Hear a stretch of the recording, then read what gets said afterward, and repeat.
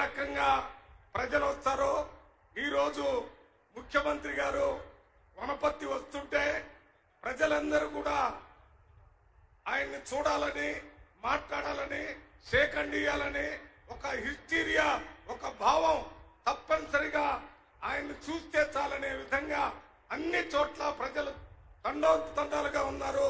ఈ మీటింగ్ లో కూడా మరి అనుకున్న దానికంటే రెట్టింపు ప్రజలు, మహిళలు, యువకులు, రైతులు అందరూ కూడా వచ్చినందుకు మీకు ప్రత్యేకంగా ధన్యవాదాలు తెలియజేస్తూ, ఇవాళ రాష్ట్రంలో ఉన్నటువంటి సామాజిక వెనకబాటుతనాన్ని, దానికి ఉన్నటువంటి ముఖ్య కారణాల్ని గుర్తించాలనే ఉద్దేశంతో ముఖ్యమంత్రి గారు మన తెలంగాణ రాష్ట్రంలో మొట్టమొదటిసారి కులగణన చేసి ఆ కులాల్లో వెనకబట్టున్నటువంటి వాళ్ళు ఏ కులానికి ఎంతమంది ఉన్నారో, అందులో ఎంతమంది చదువుకున్నారు, ఎంతమందికి ఉద్యోగాలు వచ్చినాయి, ఎంతమందికి ఆర్థిక పరిస్థితి బాగుంది అనే విషయాలన్నింటినీ 1,00,000 మందితో అధికారులతో 50 రోజులు మరి సర్వే చేయించి అసెంబ్లీలో పెట్టి రేపు వచ్చే అసెంబ్లీలో బిల్లు పెట్టాలని ఆలోచన చేస్తున్నటువంటి గొప్ప సామాజిక తత్వవేత్తే కాకుండా విప్లవకారుడని మీ అందరికీ మనం చేస్తున్నాను. నేను పార్లమెంటు సభ్యుడిగా 4-5 ముఖ్యమంత్రులకి దగ్గరగా పనిచేస్తాను. కానీ రేవంత్ రెడ్డి గారు ఒక ఆమడ దూరంలో ఉన్నటువంటి మనిషి ఏం ఆలోచిస్తున్నాడో, వారి ఉద్దేశం ఏంటి, వారి ఇంటెన్షన్ ఏంటి, వారి పరిస్థితులు ఏంటి అన్ని తెలుసుకొని ఈ 14 నెలల్లో తెలంగాణ రాష్ట్రంలో విప్లవం తీసుకొచ్చినటువంటి విప్లవ నాయకుడుగా మన భారతదేశంలో ఇవాళ గుర్తించారు.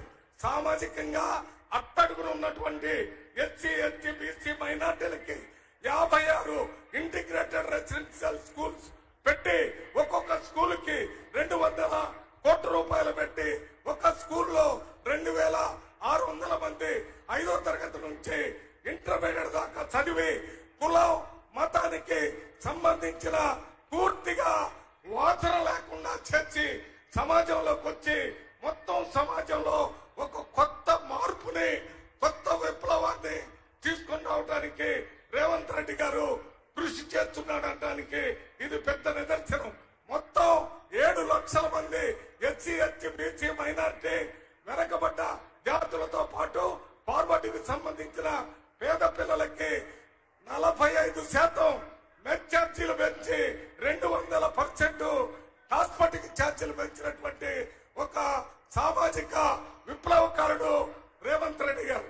అంతేకాకుండా ఆయన ముఖ్యమంత్రి కాకముందు చాలా మంది అనుకున్నారు ఈయన ప్రతిపక్షంలో ఉన్నప్పుడు నిప్పులు చెరుగుతూ ఎవరైనా తప్పు చేస్తే, ముఖ్యంగా బీఆర్ఎస్ పార్టీ, బీజేపీ పార్టీ చేసినటువంటి తప్పుల్ని ప్రజల ముందు స్పష్టంగా తెలియజేస్తూ మాట్లాడినటువంటి విధానానికి ఇప్పుడు ముఖ్యమంత్రి అయిన తర్వాత ఆయన ఉప ముఖ్యమంత్రి, ఇతర మంత్రివర్యులు అందరినీ ఒక టీము లాగా ఆయన టీములో ఫస్ట్ పర్సన్ గా ఉండి అందరినీ కలుపుకొని పోతున్నాడు. ఇది చూసి ప్రతిపక్షం వాళ్ళు ఓర్పుకోలేక కేటీఆర్, హరీష్ రావు, కవిత వాళ్ళ నాయకులందరూ నోరు పారేసుకుని ముఖ్యమంత్రి మీద, అదే రకంగా కాంగ్రెస్ పార్టీ మీద వ్యతిరేకంగా మాట్లాడుతున్నారు. కాబట్టి మీరు రేవంత్ రెడ్డి గారిని, నేను గాని, మన కాంగ్రెస్ పార్టీ గాని, మీరందరూ గాని ముఖ్యంగా ఈ దాడి నుంచి, ప్రతిపక్ష పార్టీలు చేసే తప్పుడు దాడి నుంచి రక్షించి తిప్పి కొట్టాల్సిన సమయం వచ్చిందని మీ అందరికీ విజ్ఞప్తి చేస్తూ ఒక్క మాట 2 నిమిషాల్లో నేను మాట్లాడటం పూర్తి చేస్తాను. ఎందుకంటే ముఖ్యమంత్రి గారు ఎస్ఎల్బిసి టన్నెల్ దగ్గర పోవాల్సి ఉంది. అందువల్ల నేను ఎక్కువగా మాట్లాడలేను. ఒక్క మాటతో చెప్పాలంటే మనకు ఒక తండ్రిలాగా, ఒక అన్నలాగా మన సొంత కుటుంబ సభ్యుల్ని ఏ రకంగా చూసుకుంటారో ఆయన దగ్గర ఒక కృతజ్ఞతా భావం ఉంది.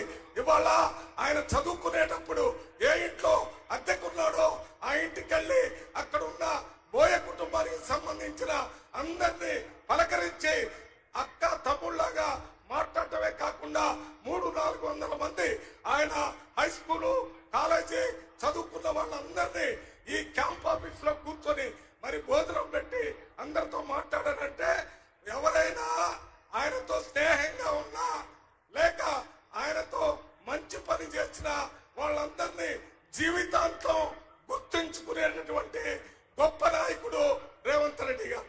రేవంత్ రెడ్డి గారు ఈ లక్షణం వల్లనే ఇవాళ ముఖ్యమంత్రిగా పనిచేయటమే కాకుండా మొన్న గాంధీ భవన్ లో మాట్లాడుతూ ఒక మాట చెప్పాడు.